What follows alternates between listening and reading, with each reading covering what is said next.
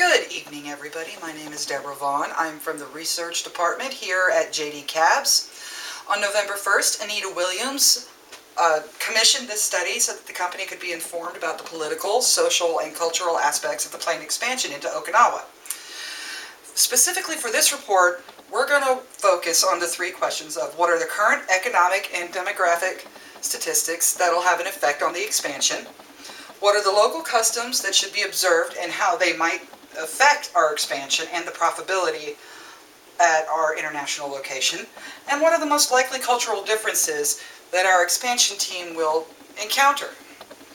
Now, for our first question, which is what are the current economic and demographic statistics that will affect the expansion, we're going to focus on where it is. As you can see, Okinawa is in the southernmost part of the Japanese island chain. If we're going to narrow it down even further, we're going to focus in on the area that is between Kadena and the tourist beaches. It's about three square mile radius. So in that particular area, according to JETRO, which would be the Japanese Export and Trade Organization, the most current figures for population is that they have 1.39 million people on the island of Okinawa year-round, with about 650,000 people in the workplace at any given time. That does not, however, account for the additional 60,000 United States military members and their families that are currently living in Okinawa. One of the major economic impacts or factors that has an impact on Okinawa's economy would be the tourist industry. About 6 million people visit the island of Okinawa every year. And Okinawa also offers the only special economic zone for Japan.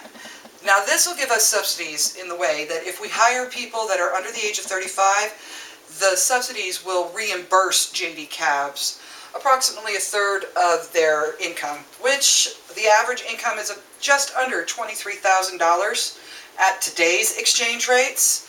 So that is definitely something that we should take into effect. Next, we're going to focus on what are the local customs that should be observed and how they might affect the profitability of our international location. Local customs here are rich in Japanese and Chinese history. In this region of the world, honor and respect are of the utmost importance. Everybody should show proper respect towards everybody else. Gift giving is very customary, but it should be as in like.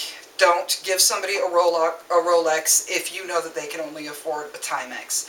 They'll give you gifts for virtually any reason, from meeting a new neighbor, going over to a friend's house, holidays, and of course business deals. At the beginning of business deals, they are expected. Let's see, and since KABB does have a restaurant aspect to it, we're going to go into our restaurant business.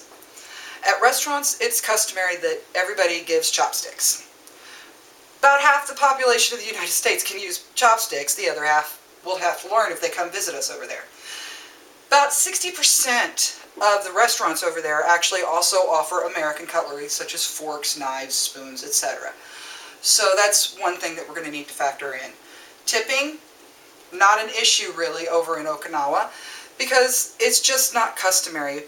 When we pay our servers, we're going to have to include what they would have gotten in a tip in their wages.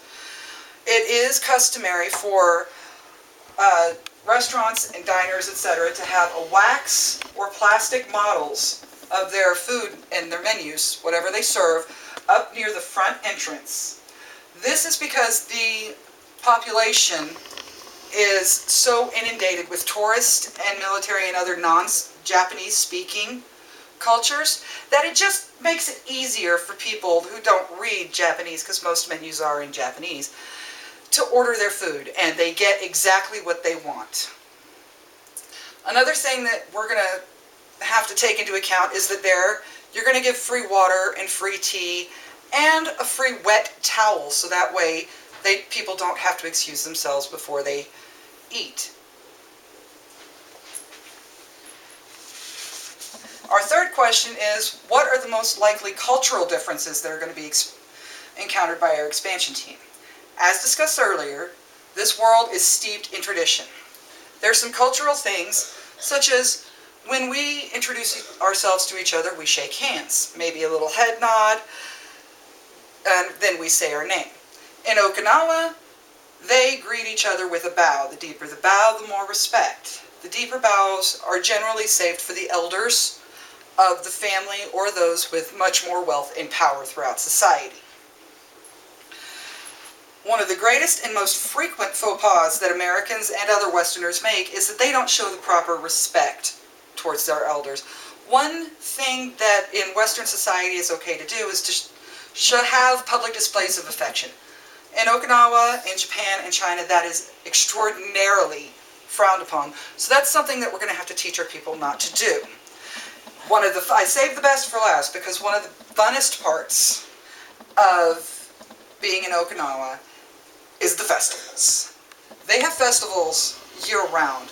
Most festivals will focus on the fisheries and the sea and whatever they get, because for centuries, and thousands of years actually, they've been getting their food and building materials and just about everything that you can get from the ocean. So they have a lot of festivals to celebrate the ocean. There is, however, one particular festival that we might want to take a really good look at participating in, and that's the Orion Festival.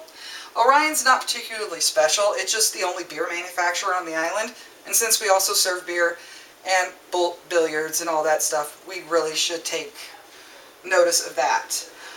Finally, the culture of Okinawa provides for more pork and fish and seaweed in their diet.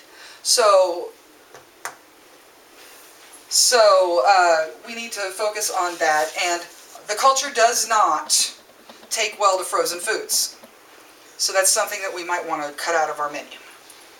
Alright, given everything that we have, and you do have the full reports in front of you, so I'm not going to go into absolutely every detail due to time constraints, but considering everything that we've discussed and everything that we've presented to you, we're going to make the following recommendations.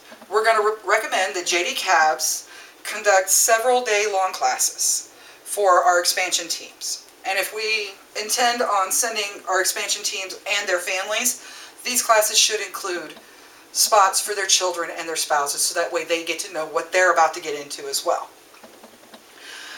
KABB should consider removing some of the beef items from the menu while adding more pork, fish, and seaweed to it, along with rice and noodle base. It could be ramen noodles or udon noodles. Both are customary in the Okinawan diet.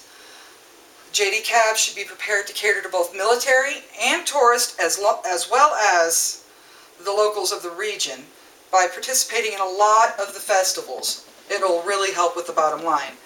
Finally, KABB should be prepared to include the cost of providing the visual menu, moist towels, chopsticks to the inventory, as well as the pay to adjust for the waitresses and the hostesses that are customary there as well. I'm sure that everybody that visits Okinawa along the Pacific Rim will notice the difference if we do not take action. These are just a variety of aspects that are involved in developing and maintaining a presence in Okinawa, Japan. If they choose to adopt our recommendations, I'm sure that the expansion will have an absolutely seamless efforts and could actually we would then be able to consider to expand further into the international scene. Thank you. If you have any questions, my email is at the bottom of the report. Feel free to email me later tonight.